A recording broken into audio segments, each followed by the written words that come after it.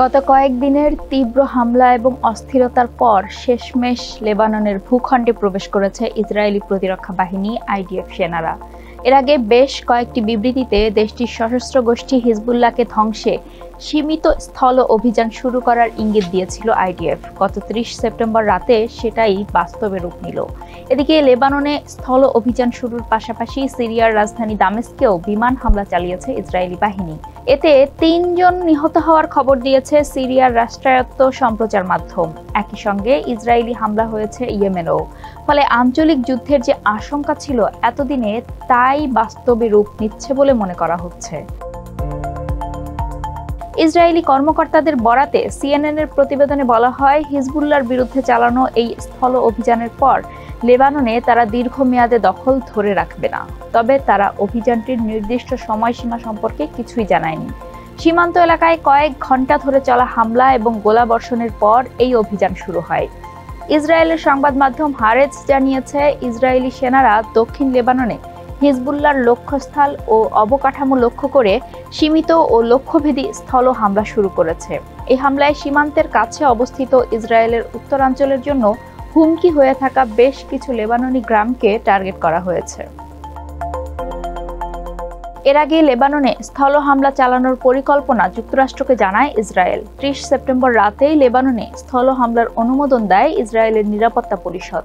এছাড়া দক্ষিণ বৈরুতের উপশহরগুলোতে আরও বিমান হামলা চালিয়েছে ইসরায়েল। বিভিন্ন এলাকার বাসিন্দাদের সরিয়ে নেওয়ার নির্দেশ দেওয়ার পর বেশ কয়েকটি এলাকায় বোমা বর্ষণ করা হয়েছে।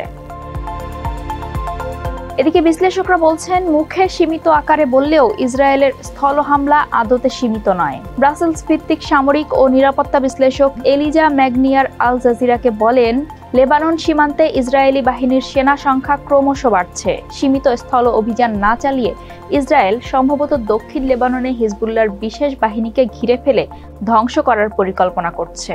ম্যাগনিয়ার আল জাজিরাকে আরও বলেন, ঘটনা আসলে ইসরায়েলিরা যা বলছে সেরকম নয়। ওপেন সোর্সের ভিত্তিতে আমরা যা বুঝতে পারছি সেটা হচ্ছে, ইসরায়েল অন্তত 18টি ব্রিগেড প্রস্তুত করেছে, অর্থাৎ 70,000 থেকে 1 লাখ সেনা। তিনি বলেন, হিজবুল্লাহর মূল সামরিক শক্তি হচ্ছে ক্ষেপণাস্ত্র ইউনিট এবং বিশেষ বাহিনী। ইসরায়েলের ধারণা, তারা হিজবুল্লাহর বেশিরভাগ ক্ষেপণাস্ত্র ইউনিট ধ্বংস করেছে, কমপক্ষে 50 থেকে 70%। এখন ইসরায়েলের লক্ষ্য হিজবুল্লাহর বিশেষ বাহিনীকে ঘিরে ফেলা, যাদের মধ্যে 2টি ইউনিট লিতানি নদীর দক্ষিণে এবং 1টি ইউনিট উত্তরে মোতায়েন রয়েছে। এদিকে লেবাননের স্বাস্থ্য মন্ত্রণালয় জানিয়েছে, 30 সেপ্টেম্বর ইসরায়েলের হামলায় অন্তত 95 জন নিহত হয়েছেন। সেদিন ভোরে বৈরুতের ভেতরে প্রথমবারের মতো বিমান হামলা চালানো হয়েছে, যা 7 অক্টোবরের পর প্রথম। 27 সেপ্টেম্বর ইসরায়েল হিজবুল্লাহ প্রধান হাসান নাসরাল্লাহকে হত্যা করে। ইসরায়েলি হামলা বাড়ার কারণে লেবাননে বেসামরিক নাগরিকদের মৃত্যুর সংখ্যাও বেড়েছে।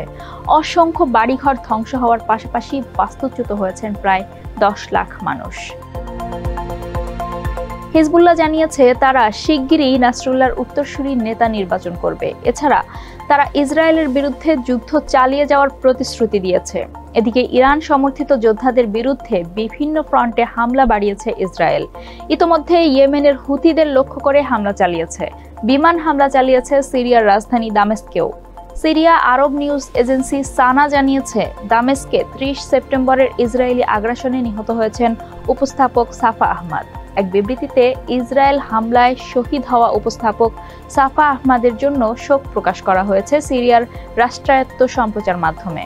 হামলায় মোট 3 জন নিহত সহ আহত হয়েছেন আরও 9 জন। তবে আইডিএফ এর পক্ষ থেকে সিরিয়ায় হামলার বিষয়ে আনুষ্ঠানিকভাবে কিছু জানানো হয়নি।